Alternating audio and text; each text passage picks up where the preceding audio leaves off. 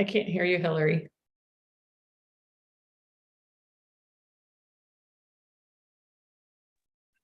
Tony was finishing up her phone call with me. Oh, I was like, I was making sure that wasn't recorded online. Well, welcome finally. Oh my goodness. So sorry. It wouldn't be a live without some technical issues here and there. yeah, no worries. Good to see you. This is Colleen for everyone watching, Colleen Caskey. Why don't we get started with, tell us a little bit about who you are, where you were located, who you work with, and then we can check in, listen, and go from there. Yeah, sounds great.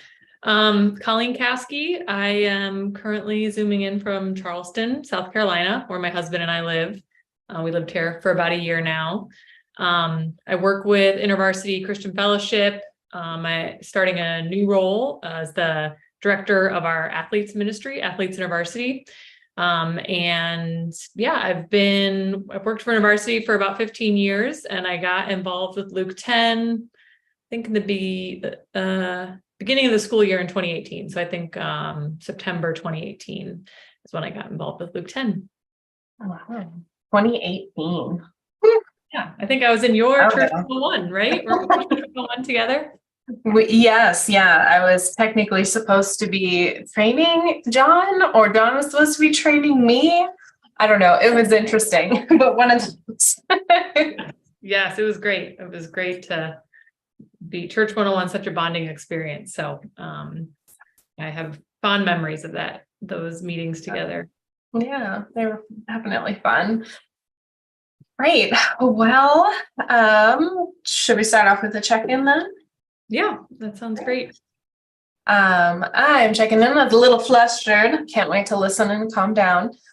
Tons of energy, lots of things happening in the background of the live, which is to be expected as well. And that is taking up a lot of space for me. And then also Zach, he is supporting us, not live, but live from his own house. Zach, if you're watching. Definitely carrying him as well in this tender, chaotic energy that's happening. And didn't realize until this morning that I signed up for 2 interviews on the first day. And I was like, oh, it's fine. And it really has been a joy. So who else did you interview? Bethany Boring. Oh, that's great. Yeah, we hung out a little earlier today and it was so fun. Yeah, so I think a little chaotic, a little excited, and then really glad to be here with you and hear a little bit more about what's going on in your story. And yeah, I like hanging out with you. We've been on some form of video since 2018 together. So that's kind of cool.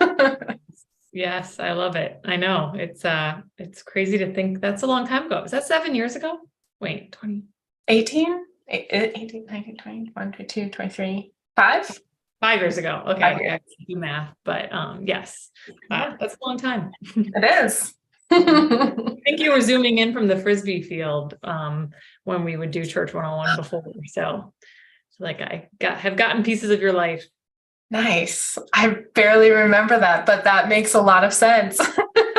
It's exciting. I'm in, by the way. Thank you. Yeah, so I am checking in as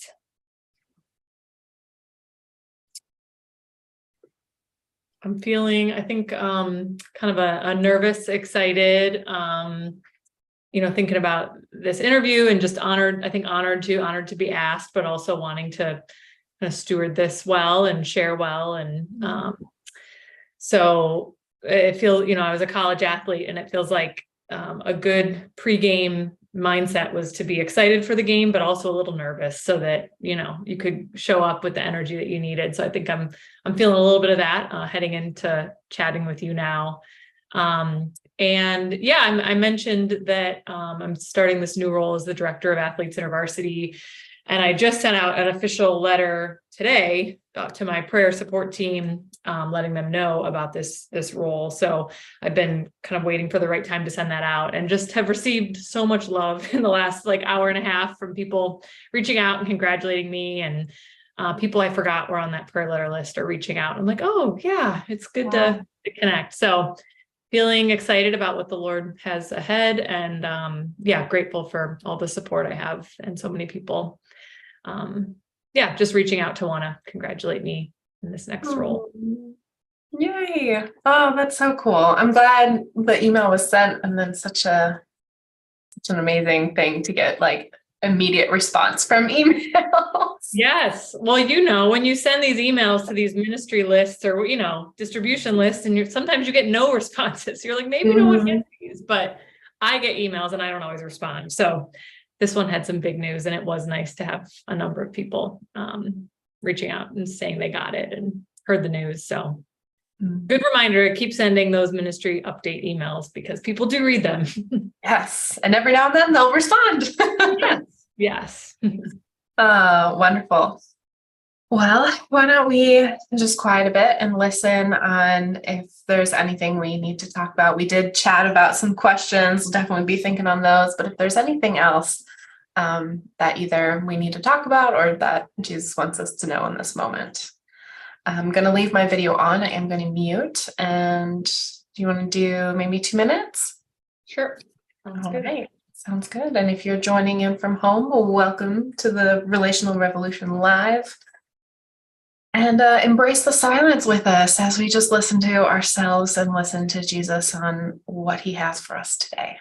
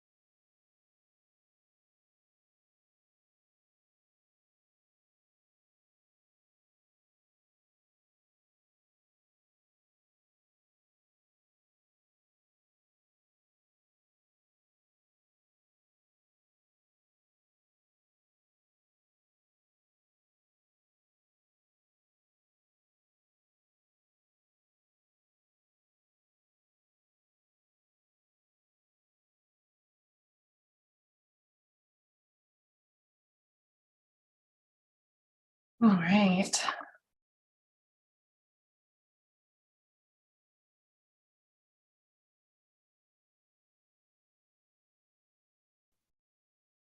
Awesome. Great. Did you add any more questions to our list or anything specific come up for you? No more questions came up. I just felt like the Lord was saying, you don't need to fear. You're not in control. Rest. Come rest in my joy. Dr. Kent Smith, his words there. And then just an encouragement to share stories, that there are really good things happening in Intervarsity and in my life. And they're, they're worth sharing. But then at the end, I heard ask Hillary a question, and I didn't have enough time to find out what question I'm supposed to ask you. So I'll put it out there. If there's a question you want me to ask you, or maybe I'll pay attention if one kind of pops into my mind as we go, but that random thought, that spontaneous thought popped in. So yeah. Wow. Fun. Thank you. Well, I would love to hear one of the stories. And I think one of the stories that I'm interested in first, maybe you can change this. This came up for me, but you weren't always the director of student athletes for all of Intervarsity. What was it like for your first position, and when you first realized that, hey, I think we need to start checking in and listening? Like, what was there one moment? Was it a gradual phase? Like, what was that like for you? Yeah, so I think that happened. Well, I've been on staff with Intervarsity for 15 years, and 2018 was about 10 years when I got involved with Luke 10, started Church 101 with you and John White. That was about 10 years in. And so pursued Luke 10 and kind of wanting to try church in a different way, not because of any tension or hesitation I was having in my work with Intervarsity. It was more in my marriage and my husband and I just wanting more from our church experience. And so as I was going through Church 101 and started to see how it was impacting our relationship, and we started inviting some of our friends into it, it just had a very real sense of this wouldn't just be good for us. This would also be good for the people that I lead. And so, wasn't quite sure, like, okay, do I bring all of Church 101? Like, how do I do this? How do we start to introduce some of these things that have been really transformative for me? And so I didn't necessarily bring just like checking in. I think John helped me to think about a small group of athletes that I was working with at the University of Delaware and inviting them to go through Church 101. So I guess maybe I was getting trained at that time too. I kind of went into facilitator training, was recording those times, debriefing with Tony, and wanted to take these athletes through Church 101. And watching these 5 athletes just kind of catch on so quickly, they were the ones that started bringing checking in to their weekly athlete meetings, their team Bible studies that they were leading. Like, it just kind of caught virally. I didn't even tell them to do that. And it was just natural that they were like, my teammates need this. Other athletes on campus need this. And so we're going to bring checking in and then listening prayer as well to the ministries that they were part of on campus. But I think that was the first time. And then, it did start to kind of spread out from there, and I could tell more stories, but that was really fun to watch this small group of athletes just get it in the way that I was getting it and wanting to share it with people around them. That's amazing. I asked a similar question to Bethany on like how she started with children in her church. And it started because she taught her kids and they wanted to take it. And you're saying the same thing, that you taught this group of 5 student athletes, and then they just ran with it. And they're like, we want all of our friends to check in this way. Yeah. Amazing. Yeah. And it's really fun. I mean, in ministry, a lot of times, we teach students things, we train them in certain ways, and we want them to replicate it. But, and usually there's a whole training on, okay, now how do you do this for other people? And so to have to do something and then not have to get to that step where I encourage them to do it with other people, they just do it kind of spontaneously and naturally, was pretty shocking, and made me very curious about like, what is this that we're getting to here? It's obviously meeting a need. And I loved just watching them spontaneously share it with their friends. That's great. So that was with some student athletes. What was it like introducing it to the staff that you worked with, or was it people you were overseeing? I'm not sure on the language there. Yeah. So after that experience, I started, when I would lead different trainings, or I remember like a new staff training that I was part of, I think in the fall of 2019, some of the area team meetings that I was part of, I slowly just started introducing this idea of checking in. I'm trying to remember now exactly when it spilled over to staff. But it just, anytime I led a meeting, basically, if I was in charge, I was like, we're going to start with this checking in thing. And I'd try to kind of pitch it and frame it, invite people into it. And it was really cool because, I mean, the staff who work with students on different campuses, like they caught on right away and they started bringing it to their students as well. And then probably less than a year, I'd show up to meetings that I wasn't leading with people that I hadn't taught it to. And they'd be like, okay, my staff taught me this thing called checking in and we're going to do it at this meeting now. And I was like, I taught that to your staff and now you're teaching that back to a meeting that I'm part of. So like literally that kind of viral was just happening. And now, I mean, it's very common for most meetings, at least in my region. That's the job I'm currently, stepping out of, was working in the Mid-Atlantic region, for meetings to have some component of checking in as part of them. Wow. And two questions come out of that. One, how does that make you feel with knowing that all these meetings are taking place and they're all checking in and listening? What does that feel like? Yeah, it feels, I mean, in a lot of ways, encouraging and affirming, because I believe that it will help us accomplish whatever we're about to do. I remember one meeting that we had a couple months ago where a group of area directors were talking about some finance stuff, and it was kind of a tense meeting. And the person leading it had us start with checking in with ourselves and then sharing it if we wanted to. And I just felt so grateful. I'm like, yeah, this is going to be a really intense meeting. We need to know how we're showing up and how our emotions we're bringing into this meeting. Like people probably didn't even know that they were coming in with those. And so I was grateful for the space, and then grateful just to set the tone of this more intense meeting in that way.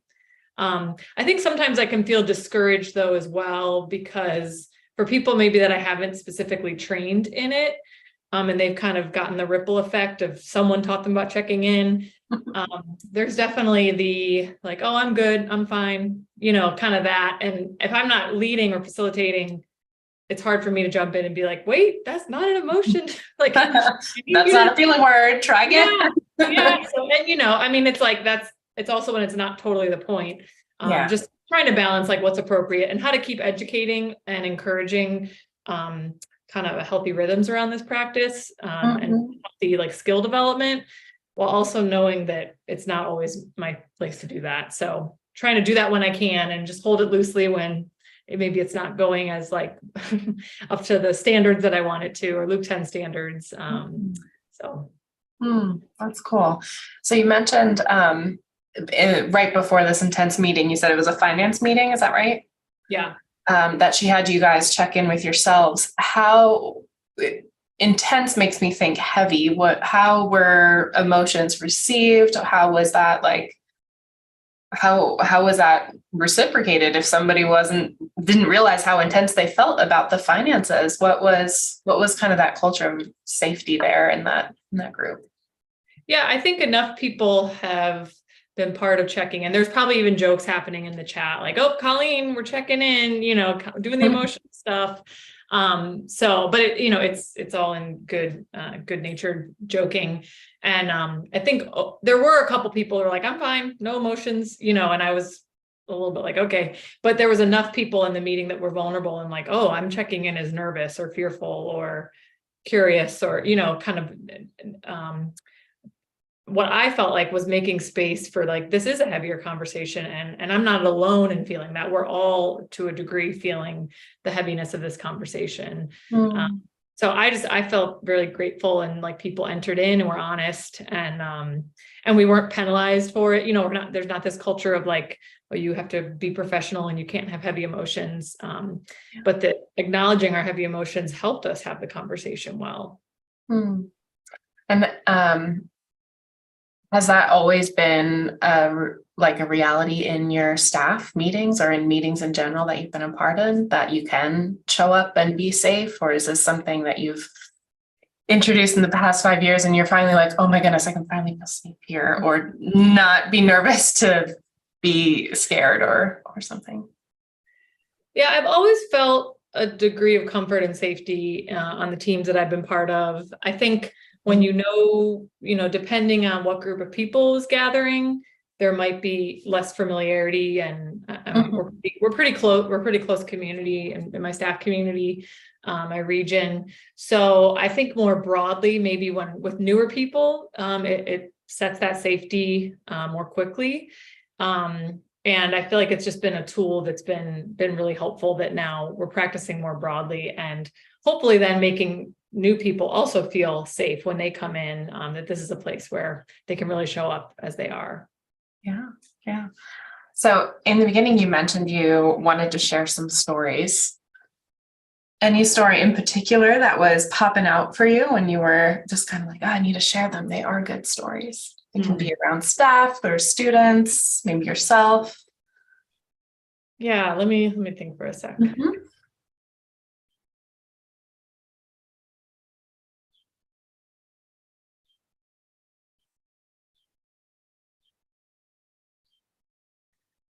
Yeah, a couple stories come to mind, and it's, I talked to Tony, maybe you, about this. It's really not just checking in that brings transformation. I think it's checking in, it's learning emotional health and resiliency, it's learning to hear God's voice. Like, it's all appreciation and gratitude, unlocking our connection to Jesus. Like, that whole package and culture, when that comes, that's transformative. And so I remember early on, I think, again, this was pre-pandemic, so I was newly learning these rhythms, and I was at a regional leadership meeting, which is kind of the top leadership meeting in my region. I wasn't leading them, I was a member. And I think we were talking about fundraising. So again, like kind of finance, intense, kind of the fundraising needs in our region and our staff. And the conversation was just really heavy. And I was, newly learning that, like, oh, a community can listen to Jesus together. Like it was so heavy that I felt like, how can we not hear God's voice in this? Because I know that Jesus has a different version than kind of what we're feeling right now, but there was so much heaviness, it felt hard to access that. So I wrote a little sticky note to my regional director, and I said, I think we need to listen to Jesus on this. And I kind of like passed it to him in the table, and I felt so nervous. I was like, he knows what he's doing, Colleen. Like, I had all these voices in my head telling me different things, but I felt like you need to listen to Jesus. And actually, I could help us. Like, I've been trained in how to help groups do this. And so he saw it and kind of wrapped up the conversation. He said, okay, Colleen's going to help us listen to Jesus now around this topic. And so there was 15 people around the table, and we'd never done, the idea of hearing God's voice wasn't new, but we'd never done it as a community before. So I just said, okay, I think we need to hear God's voice on this. And I'm going to give us 2 minutes to be quiet. And if you don't hear anything, you can pass, but then we're just going to go around the room and see if we hear a theme emerge of what Jesus might want to say to us. And so, that felt like a risk, but it also felt like the conversation shifted from kind of spiraling into despair and fear that can happen with money conversations, and allowing Jesus's voice to break through and just remind us of some truths that he's provided. He will provide. Like, he wants us, he wants our good. He wants to help us in our leadership in this issue. That was a fun one, and one that I felt like I was following Jesus in that as well. Yeah. Just the prompt to even write it on a sticky note, and then just being, all right, Colleen's gonna lead. Yeah. And I'm grateful that that says a lot about my my regional director, that he just had that kind of trust, and he holds things loosely. Like, he was willing to let me kind of facilitate in that moment, and it felt like we partnered together in that, which was cool. That's so cool. Thank you. Thanks for sharing. So what does your new role look like? How do you plan on being yourself, living the relational revolution in this kind of new role that you find yourself in? What's that going to look like? Yeah.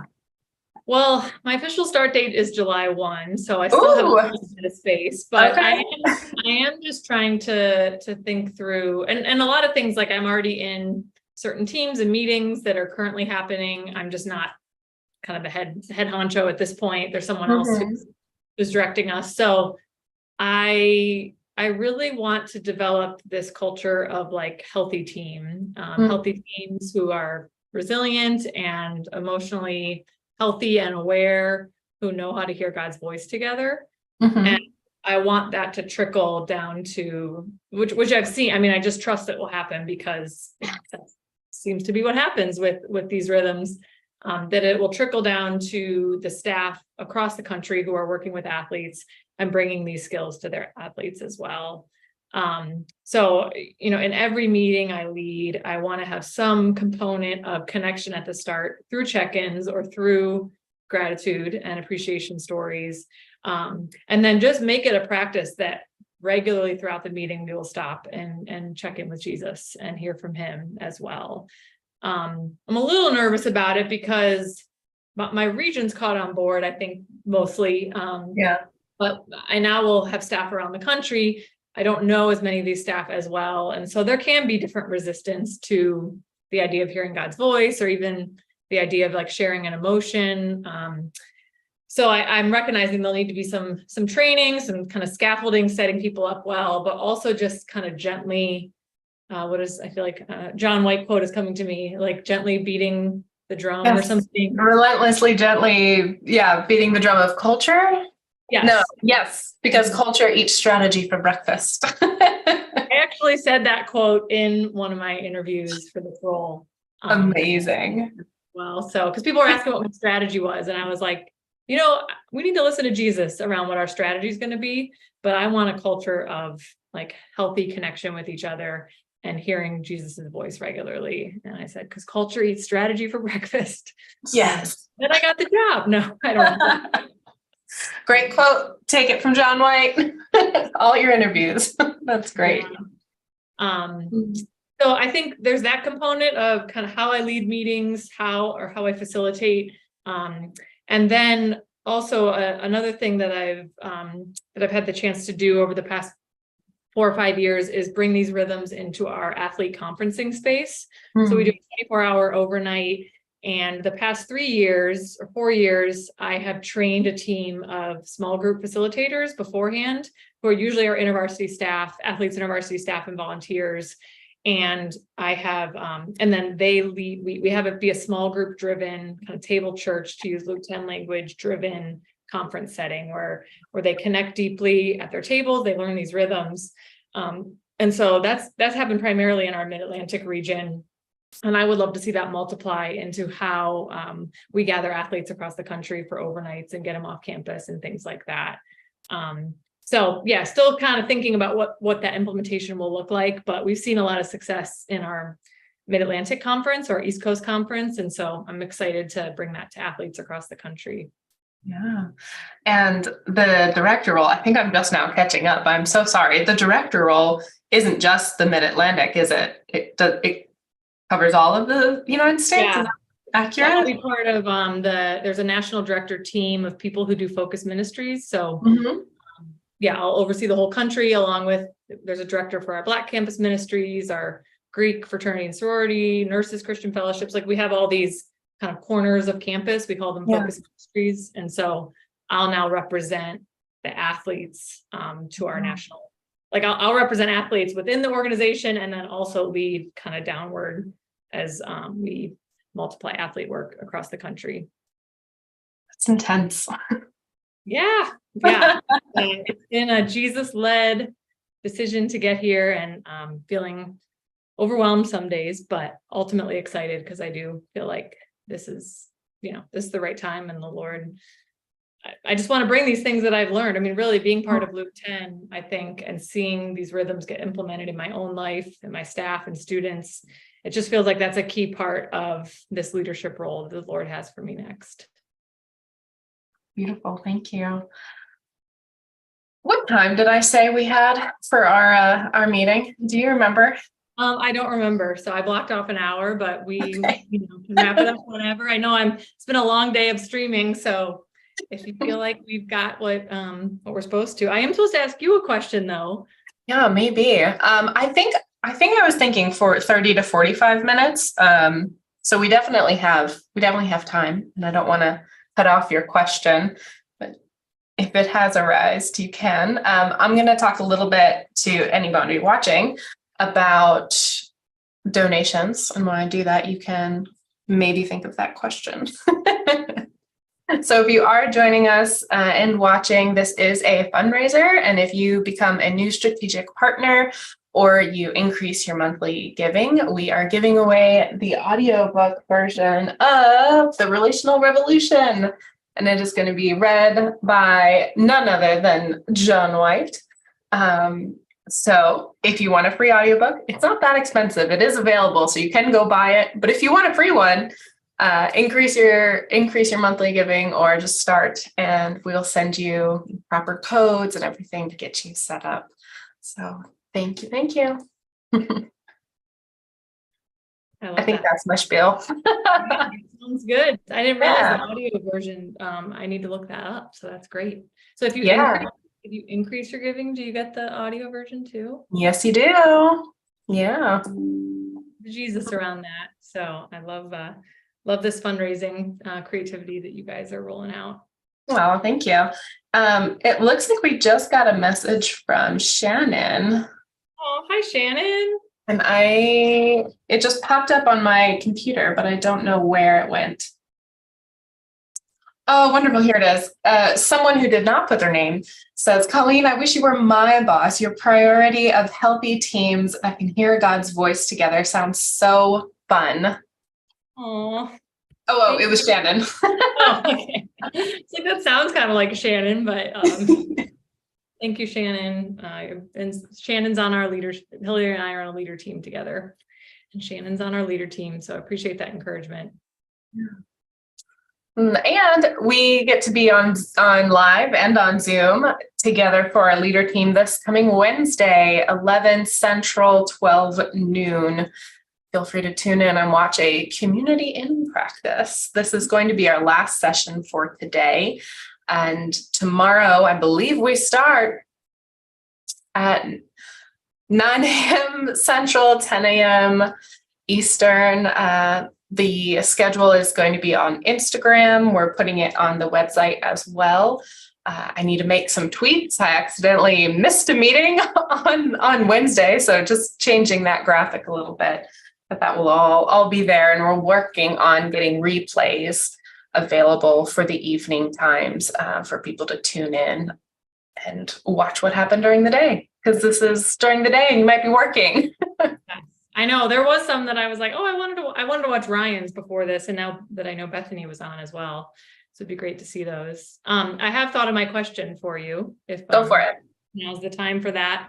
Hillary, I'm curious, as you've been behind the scenes with all this week and planning, what aspect are you either most excited for or most hoping that people will catch this week, or people will see that comes through in the live?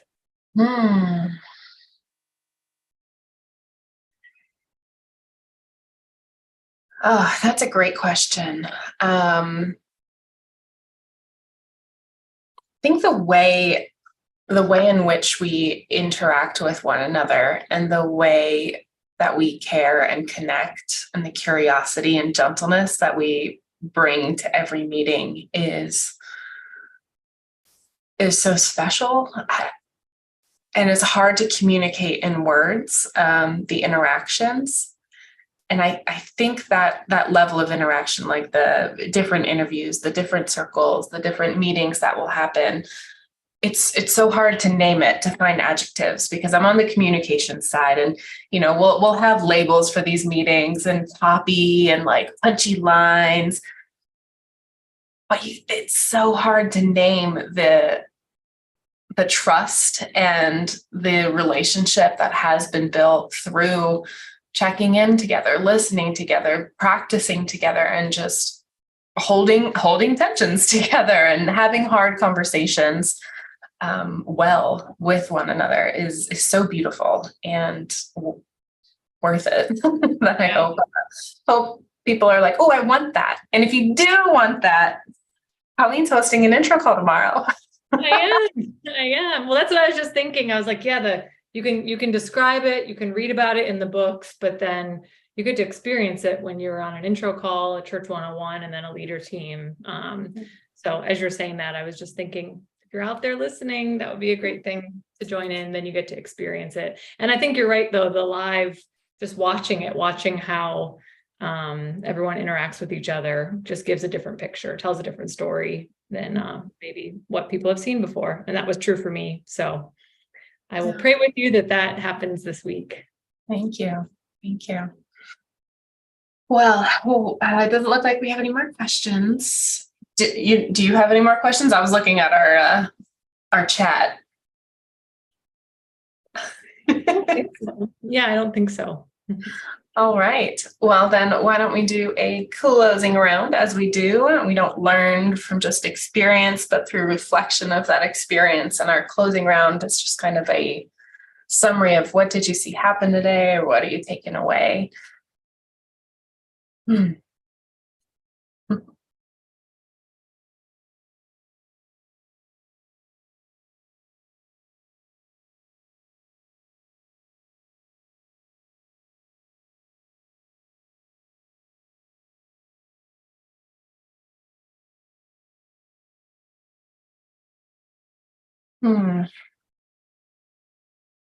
I'm kind of embarrassed that it took so long for my brain to catch up to what director of student ministries athletes means, because we've been talking about this for like a year.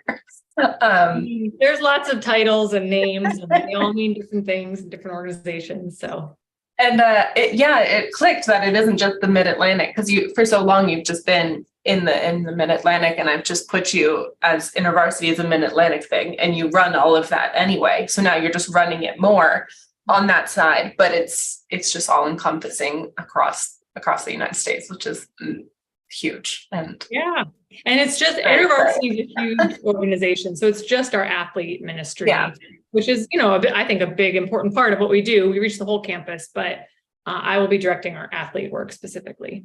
Yes. So still lots of people around me and above me and doing more leadership things, but yes, it's a big role. So I'm excited. Yeah. Cool. Thank you.